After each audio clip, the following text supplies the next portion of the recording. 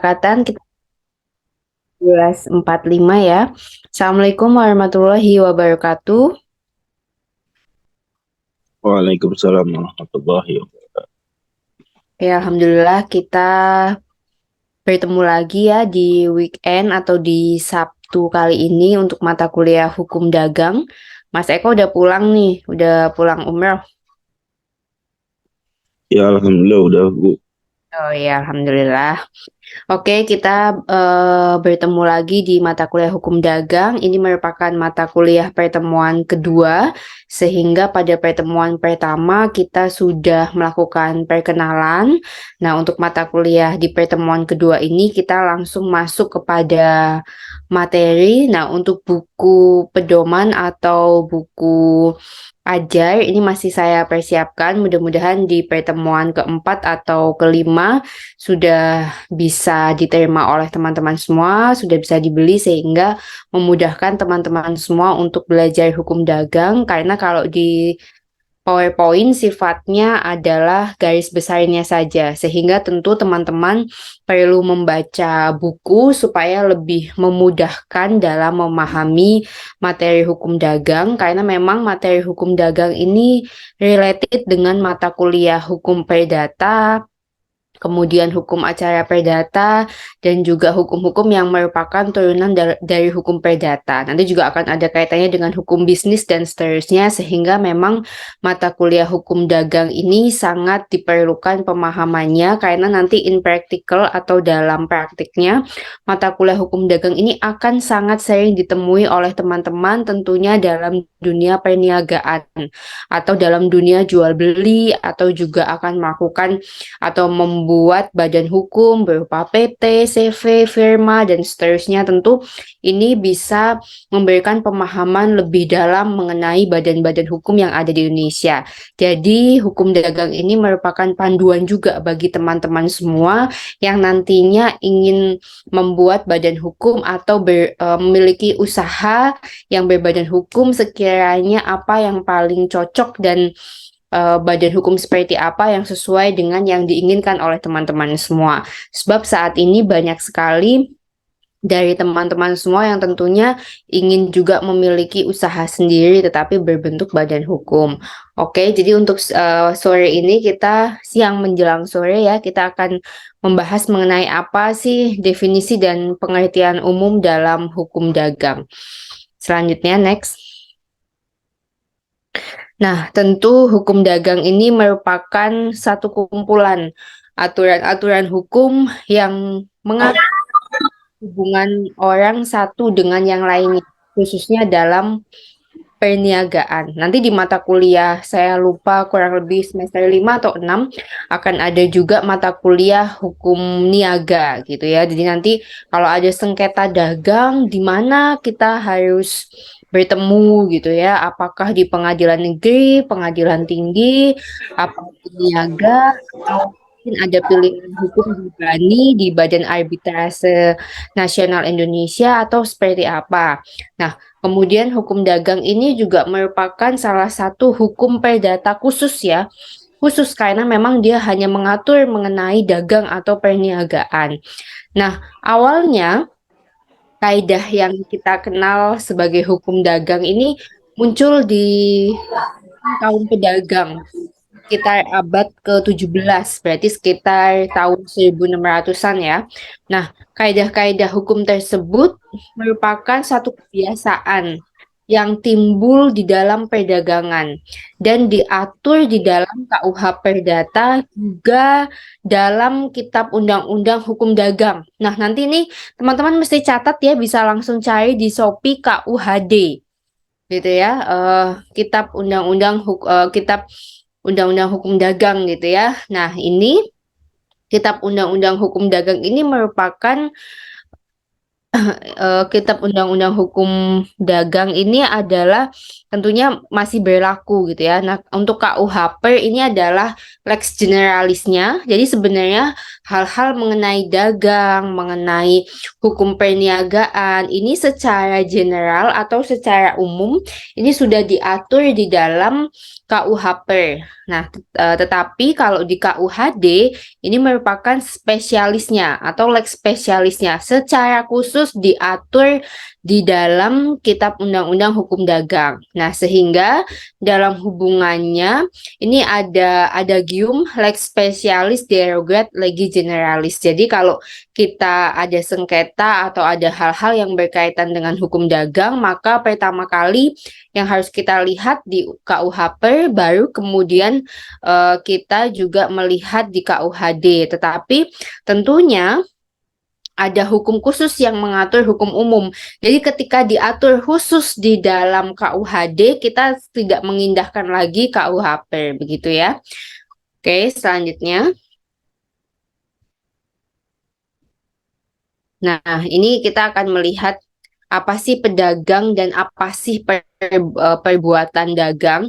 Di dalam pasal 2 KUHD disebutkan bahwa pedagang-pedagang adalah mereka yang menjalankan perbuatan-perbuatan dagang sebagai pekerjaan sehari-hari. Nah, tentunya sebenarnya ya kalau kita lihat pedagang, definisi pedagang atau perbuatan-perbuatan dagang ini merupakan sesuatu yang sangat common ya, atau sesuatu yang sangat biasa. Tetapi apa sih yang menjadi nggak biasa sehingga kok sampai ada kitab Undang-Undang Hukum Dagang? Nah, kemudian di pasal 3 KUHD disebutkan bahwa perbuatan-perbuatan dagang ialah pembelian barang untuk dijual kembali, barang-barang untuk dijual gitu ya, sehingga ada transaksi. Nah, kenapa sampai ada kitab Undang-Undang Hukum Dagang? Jadi sebenarnya pedagang dan perbuatan dagang ini adalah hal biasa.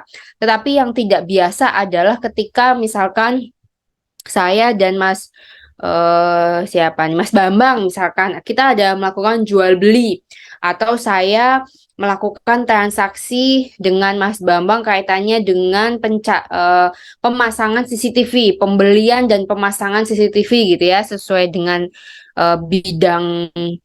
bidang usahanya Mas Bambang. Nah, sebenarnya perbuatan Mas Bambang menjual CCTV ke saya membeli, kemudian ada transaksi pemasangan di dalamnya, ini merupakan hal yang biasa. Tetapi menjadi hal yang tidak biasa, misalkan ternyata di dalamnya ada perbuatan wan prestasi atau perbuatan melawan hukum. Contohnya, ketika terjadi wan prestasi ini kan terpenuhinya prestasi tapi tidak semua. Misalkan saya membeli CCTV itu dengan sebanyak 300 CCTV misalkan.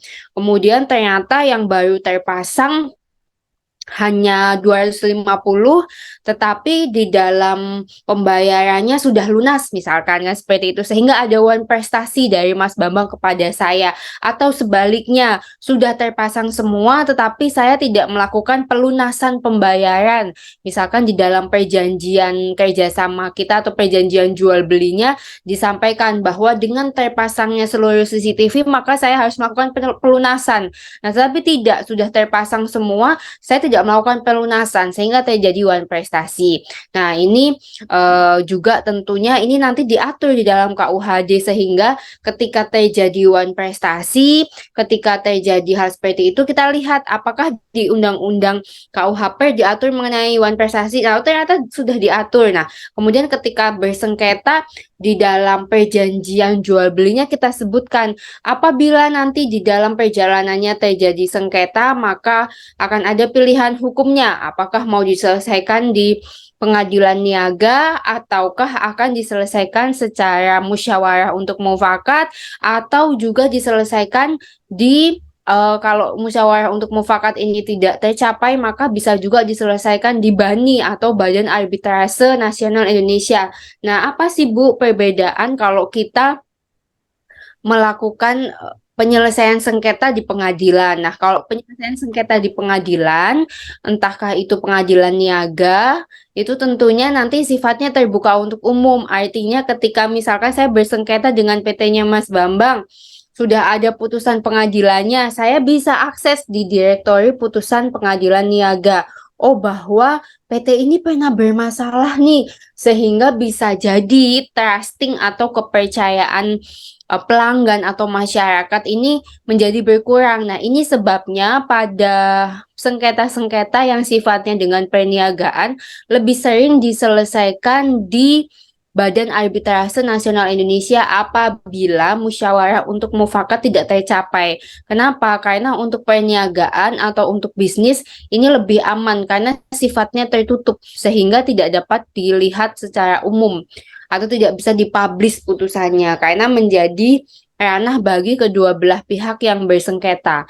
Nah, tentu ini menjadi pilihan hukum yang saat ini sangat sering digunakan oleh para pebisnis ya. Mereka lebih senang kalaupun ada masalah, skemanya adalah menyelesaikan di BANI ketika musyawarah untuk mufakat tidak tercapai karena untuk clean perusahaannya lebih clean gitu ya. Artinya tidak bisa di tracking. Tetapi ketika saya atau misalkan BUMN ketika akan melakukan satu tender dengan vendor atau dengan perusahaan, tentu mereka akan melakukan check and recheck.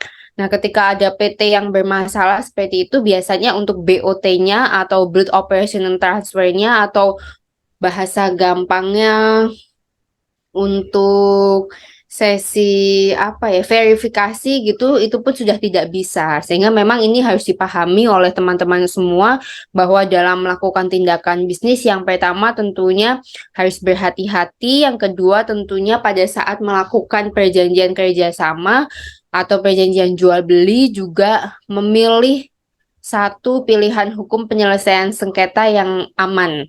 Ya, tapi saya tidak mengatakan bahwa berarti kalau diselesaikan di pengadilan niaga tidak aman, ya tentu saja aman karena ada plus minusnya. Plusnya kalau diselesaikan di pengadilan tentu biayanya lebih murah, lebih tidak memberatkan. Tapi ketika diselesaikan di BANI tentunya ini biayanya cukup lumayan. Tetapi biasanya perkara yang diselesaikan di BANI ini tentu dengan jumlah transaksi yang sangat tinggi. Jadi kalau 30-50 juta atau misalkan 100 juta sampai dengan 500 juta gitu kayaknya nggak worth it ya kalau diselesaikan di BANI. Karena nanti penyelesaian di BANI ini berdasarkan percentage atau presentasi dari nilai transaksi. Jadi biasanya yang diselesaikan di BANI adalah nilai-nilai transaksi yang cukup lumayan material. Seperti itu ya. Kemudian next.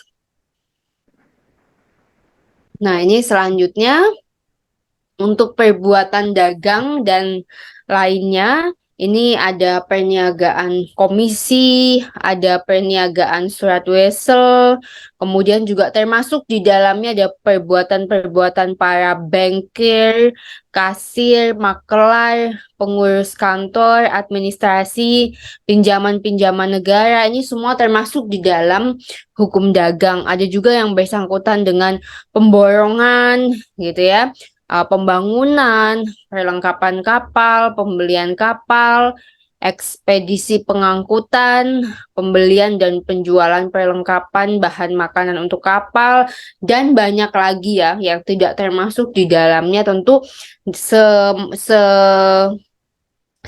sepanjang itu ada dalam pembelian dan jual beli, maka ini termasuk dalam hukum dagang. Tetapi tentu kalau nanti ada pertanyaan lagi lucu seperti kelas sebelumnya gitu ya, kalau jual beli narkoba gimana? Tentu kan karena itu perbuatan melawan hukum, jadi tentu tidak masuk dalam hukum dagang. Yang dimaksud hukum dagang ini adalah segala sesuatu yang legal ya, segala sesuatu yang memang tidak dan bukan merupakan perbuatan melawan hukum, tapi sepanjang segala perbuatan yang melawan hukum yang tidak sesuai dengan ketentuan maka tentunya tidak masuk di dalam jual beli atau tidak termasuk dalam lingkup hukum dagang. Oke, selanjutnya. Nah, ini bisa dibaca ya dengan kepemilikan kapal, persewaan kapal, peminjaman uang, kapal dan barang, kemudian perjanjian mengenai perdagangan di laut, kemudian ada sewa nahkoda, mualim, anak buah kapal atau ABK, kemudian perikatan-perikatan mereka yang bekerja di kapal perniagaan gitu ya.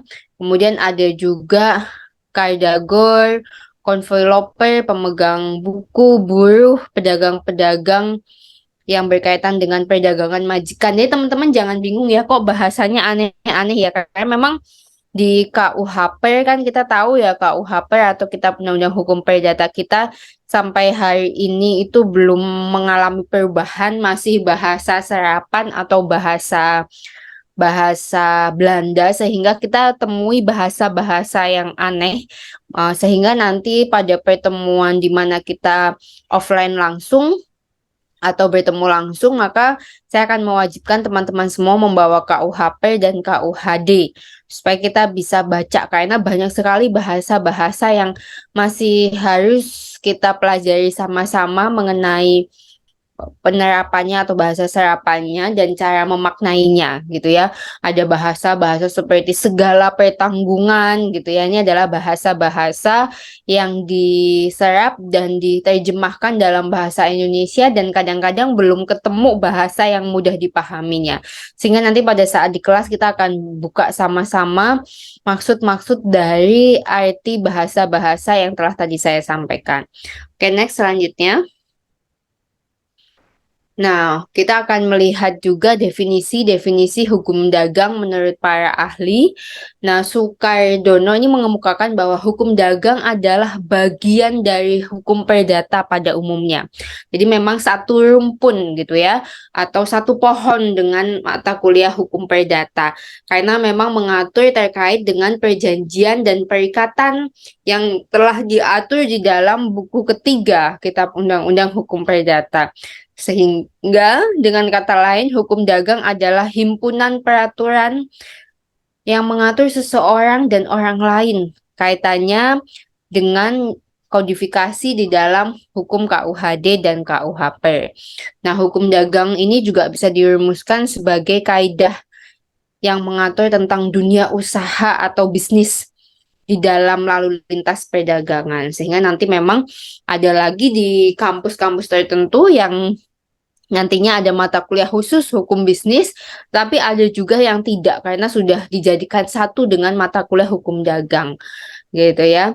Sepengetahuan saya, kalau di Borobudur ini nggak ada mata kuliah hukum bisnis karena memang sudah kita bahas di hukum dagang. Tapi ada beberapa kampus seperti UPH gitu ya, Pelita Harapan, dan beberapa kampus lain yang memang going concern-nya di mata kuliah hukum bisnis, atau ada salah satu PK atau kekhususan program kekhususan tentang hukum bisnis, biasanya mereka akan lebih banyak membahas mengenai hukum dagang, hukum bisnis, dan turunan-turunannya. Oke, selanjutnya. Nah, ini menurut ahli lainnya ada dari Vokema Andrea Becker. Dia bilang juga bahwa Handelsrecht atau hukum dagang ini adalah keseluruhan dari aturan hukum mengenai perusahaan dalam lalu lintas perdagangan. Nah, nanti kita juga akan belajar mengenai hukum perusahaan. Kalau saya mengampu mata kuliah hukum perusahaan atau corporate law itu di S2. Kalau untuk di S1 ini nggak ada ya hukum perusahaan, jadi hanya jadi satu dengan mata kuliah hukum perdata, sehingga nanti kalau mata kuliah hukum corporate law atau hukum perusahaan di S2 itu kita akan membahas lagi lebih detail, bahkan sampai kepada aksi-aksi korporasi atau tanggung jawab kewenangan direktur, komisaris, itu benar-benar akan dibahas di dalam corporate law di S2 ya. Kalau untuk S1 kita bahas sepintas saja mengenai tanggung jawab, kewenangan, anggota korporasi, dan seperti apa ketika pilot, ada juga mata kuliah kepilotan gitu ya. Nah, ini juga, ini menurut Vokema Underbecker ini seperti itu ya, bahwa ini juga mengatur mengenai hukum perusahaan dalam lalu lintas perdagangan. Nah, sejauh mana hal-hal yang diatur di dalam KUHD dan undang-undang tambahan ini juga sesuai dengan mata kuliah hukum dagang gitu ya. Karena kalau di Belanda hukum dagang dan hukum perdata itu dijadikan satu, yaitu buku 2 dalam BW Baru Belanda. Sayangnya hari ini kita masih menggunakan BW yang kurang lebih sudah 9 kali terakhir saya baca, entah kalau sekarang udah berapa kali lagi dirubah dan dibuang di tempat sampah ya di negara asalnya, tapi sayangnya di tempat kita masih dipakai dan masih dijadikan semacam buku pedoman. Nah, tapi ya ini merupakan PR kita bersama lah ya, mudah-mudahan segera ada pembaruan juga di dalam Kitab Undang-Undang Hukum Perdata dan mudah-mudahan tidak menimbulkan pro kontra yang luar biasa seperti pada saat KUHP ya. Well, selanjutnya ini ada pengertian dari Sir Jeki Hartono. Ini mengenai hukum dagang dalam pemahaman konvensional. Ini merupakan bagian dari bidang hukum perdata dan perikatan lain. Tetapi dalam hukum perdata dalam pengertian luas, hukum dagang ini merupakan bagian dari hukum perdata. Jadi ini kurang lebih sama ya. Selanjutnya, ini ada Ahmad Ihsan. Dia juga menyampaikan bahwa hukum dagang adalah hukum yang mengatur perdagangan karena memang ini menganalisa atau melihat tingkah laku manusia dalam transaksi perdagangan atau jual beli. Sama kalau Purwo Sucipto lebih spesifik, dia menyampaikan bahwa hukum perikatan yang timbul khusus dari lapangan perusahaan. Jadi kalau dia lebih sempit ya, lebih hanya menyoroti terkait dengan lapangan perusahaan. Kalau CST Kansil dia bilang bahwa hukum dagang adalah hukum yang mengatur tingkah laku manusia yang melakukan perdagangan dan memperoleh keuntungan. Jadi sepanjang ada transaksi, ada keuntungan, maka ini masuk dalam ranah hukum dagang. Oke, next.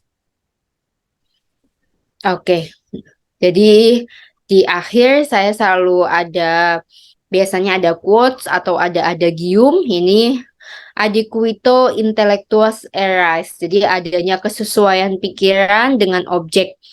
Nah, sehingga prinsip ini pada dasarnya merupakan rambu-rambu dalam merumuskan materi hukum yang telah diterima secara universal. Maksudnya adalah dalam kita melakukan transaksi perdagangan tentunya kita harus menyampaikan adanya balances. Jadi ketika kita melakukan satu transaksi perdagangan juga membuat adanya perjanjian gitu ya, tentu harus equals gitu ya, harus sesuai dengan rambu-rambu. Jadi memastikan bahwa transaksi kita itu bukan transaksi perbuatan melawan hukum, kemudian juga tentunya kita berusaha supaya tidak terjadi wan prestasi, disesuaikan dengan hukum positif yang ada, dilihat lagi kajiannya sehingga tadi secara keseluruhan keuntungan itu bisa kita dapat dan kedua belah pihak bisa everybody happy, bisa merasakan kebahagiaan dari satu transaksi jual beli. Oke, untuk pertemuan kedua berkaitan dengan apa itu hukum dagang, ranahnya apa, kemudian definisi dan pengertian dari para ahli seperti apa, ini sudah cukup. Mungkin dari teman-teman sampai sini ada pertanyaan atau ada yang mau di-sharing, silakan.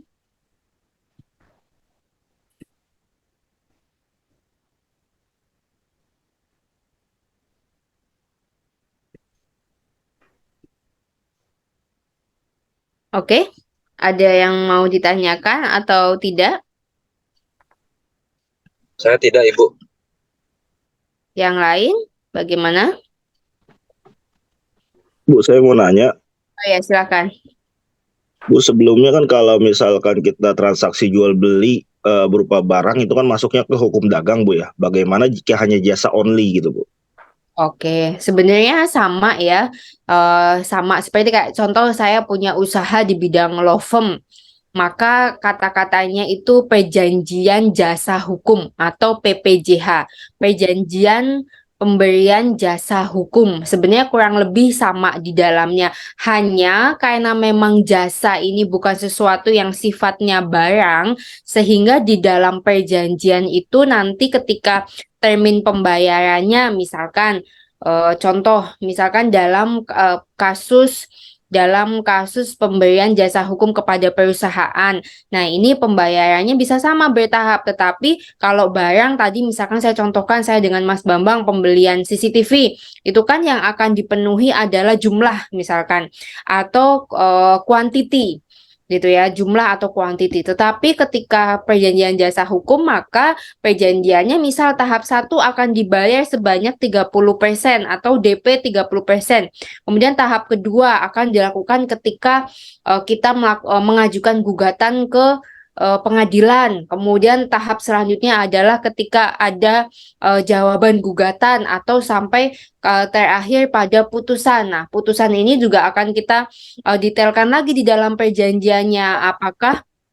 Kemudian apakah kemudian apakah kemudian dalam perjanjiannya ini kita akan menjanjikan setelah selesai putusan dari pengadilan negeri apakah sampai inkrah artinya sampai terakhir bisa di pengadilan tinggi bisa juga sampai pada MK. Nah, bedanya kalau di perjanjian jasa hukum juga sama. Nanti kita juga pada saat bersengketa yang pasti intinya kalau dalam bidang jasa itu tidak, kalau dalam jasa hukum satu aja rambunya tidak boleh menjanjikan kemenangan. Misalkan saya ke Mas Eko bersengketa mengenai lahan. Ketika saya melakukan perjanjian dengan Mas Eko menggunakan jasa saya sebagai lawyer atau kantor hukum, saya tidak boleh menjanjikan bahwa saya akan pasti memenangkan perkara ini dan membantu Mas Eko memenangkan perkara. Karena itu tidak bertentangan dengan kode etik profesi advokat. Jadi saya tidak boleh menjanjikan kemenangan.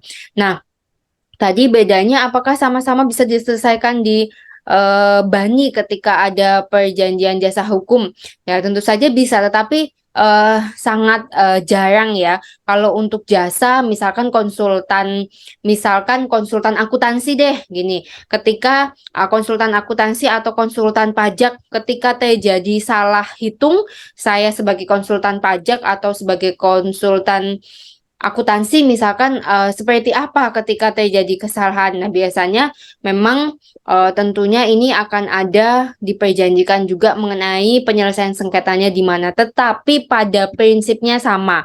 Hanya kalau yang sifatnya bukan jasa, maka bicara tentang quantity, tetapi ketika berkaitan dengan jasa, maka berkaitan dengan pemenuhan kewajibannya.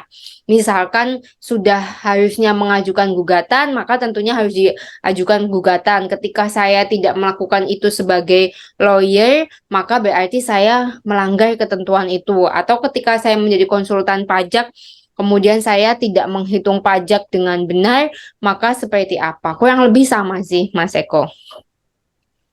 Seperti itu. Oke, baik Bu. Bu, tadi kan ada ngebahas untuk masalah termin ya. Kalau misalkan seandainya dari jasa itu tersebut di terminnya ada yang tidak dibayarkan, apakah itu bisa masuk ke BANI atau ke hukum pidana langsung, Bu? Nah, kalau lihat dari termin pembayarannya itu tidak dilakukan, kemudian tidak dilakukan sesuai dengan perjanjian, maka tentunya biasanya juga tetap diselesaikan di BANI. Kalau pidana itu ketika kita lihat ada unsur pidananya atau tidak gitu. Karena kalau kita bicara transaksi sebetulnya lebih kepada hukum perdata, Mas. Kalau hukum pidana itu nah nanti kemudian kita lihat unsur-unsur pidana. Kalau pidana itu kan tujuannya itu kan memenjarakan orang dan biasanya berkaitan dengan kejahatan yang sifatnya dirugikan secara materi gitu ya. Tetapi kalau perdata ini kan dia material dan privat, artinya mengatur hubungan dua belah pihak. Artinya kalau kita bicara perdata, kita lihat unsur apa yang masuk dalam perdata pidananya gitu. Tentu kita harus lihat kalau pidana, contoh misalkan terjadi misal contoh paling gampang itu ketika saya dan Mas Eko melakukan satu perjanjian, nah tetapi di dalamnya itu ternyata ruwet, misalkan nanti untuk pembayaran itu Mas Eko sudah merasa merasa melakukan pembayaran, tetapi saya merasa tidak menerima misalkan. Nah, ternyata Mas Eko pada saat melakukan pembayaran malah tidak sesuai dengan perjanjian, memberikan pembayaran itu tidak langsung transfer kepada saya seperti yang telah disepakati, tetapi justru malah misalkan menyuruh karyawan atau staf atau kurir melakukan memberikan satu uang cash, kemudian ternyata terjadi penggelapan oleh stafnya, dibawa pergi atau dibawa kabur.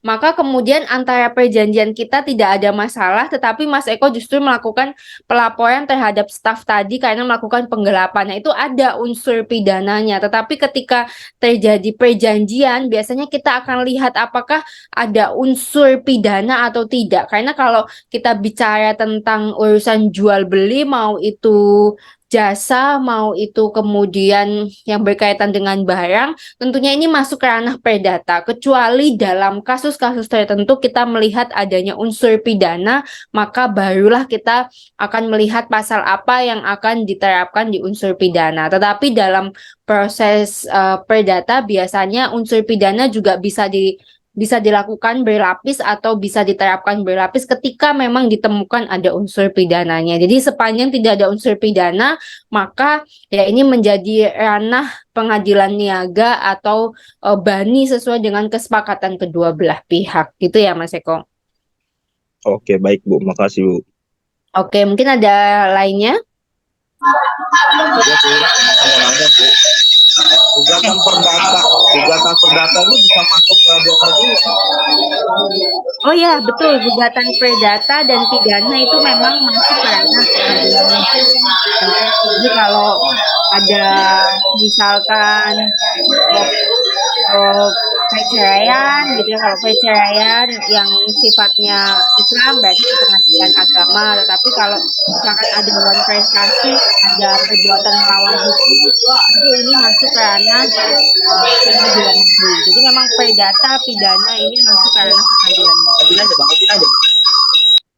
Kalau misalnya di hukum dagang itu kan berkaitan dengan hukum dagang itu, kapan suatu gugatan bisa masuk ke pengadilan negeri dan kapan suatu gugatan bisa ke pengadilan luar negeri? Terima kasih. Oke, jadi kalau terkait dengan hukum dagang, kapan bisa masuk pengadilan negeri dan kapan bisa masuk ke pengadilan niaga, itu sebenarnya kalau pengadilan niaga kan tentu kalau dalam jual beli kita akan membuat satu perjanjian ya. Nah, di dalam perjanjian itu hal-hal yang berkaitan dengan sengketa akan diselesaikan di pengadilan niaga. Sebetulnya kalau yang berkaitan dengan masalah kewenangan absolutnya itu nanti tergantung kesepakatan kedua belah pihak, Mas. Ada yang menyelesaikan di pengadilan negeri, tapi ada juga yang menyelesaikan di pengadilan niaga, dan ada juga yang menyelesaikan di bani. Jadi ini adalah pilihan hukum. Tapi sepanjang rumpunnya masih perdata, maka boleh di pengadilan negeri, boleh di niaga, boleh di bani sesuai dengan kesepakatan kedua belah pihak. Jadi kembali lagi, kalau kita bicara hukum perdata, maka kita akan bicara yang pertama hak dan kewajiban, yang kedua adalah kesepakatan kedua belah pihak. Jadi mau diselesaikan di mana, kalau mengacu pada perjanjian diselesaikan di pengadilan niaga, maka harus diselesaikan di pengadilan niaga. Tapi kalau di dalam perjanjian dibuat kesepakatan bersamanya diselesaikan di pengadilan negeri, ya maka diselesaikan di pengadilan negeri. Nah, muncul pertanyaan, kalau perjanjiannya itu tidak dibuat hitam di atas putih atau tidak dibuat secara tertulis, Bu. Misalkan kayak orang zaman dulu tuh ada transaksi tapi nggak dibuat perjanjian, kemudian saya boleh nggak melakukan pelaporan ke pengadilan negeri? Boleh. Jadi sepanjang itu berkaitan dengan ranah perdata, boleh. Nah, boleh dilaporkan di pengadilan negeri begitu ya. Nanti menjadi ranah wilayahnya pengadilan negeri seperti itu. Jadi membuat penyelesaiannya dilakukan di pengadilan negeri. Gitu ya, Mas Ridwan ya. Ya, Oke, ada lagi?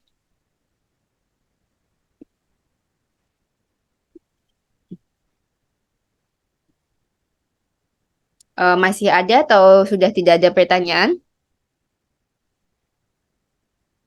Oke, jika tidak ada, boleh open cam ya untuk bukti perkuliahan. Silahkan di open cam. Mas Holik udah siap ya? Kasih aba-aba ya Mas Holik, silakan. Siap. 1, 2, 3. Oke, nanti teman-teman terima kasih. Jangan lupa juga untuk menuliskan nama dan NPM. Sampai ketemu lagi di minggu depan. Saya memang kalau kuliah nggak lama-lama ya. Terus mungkin dalam hati teman-teman, nggak usah lama-lama ya Bu gitu ya. Oke, sampai ketemu lagi minggu depan. Semoga semuanya sehat. Saya tutup sama siang menjelang sore ya, kayak masih jam 3. Sampai bertemu lagi minggu depan. Wassalamualaikum warahmatullahi wabarakatuh. Waalaikumsalam. Terima kasih Bu. Ya, makasih.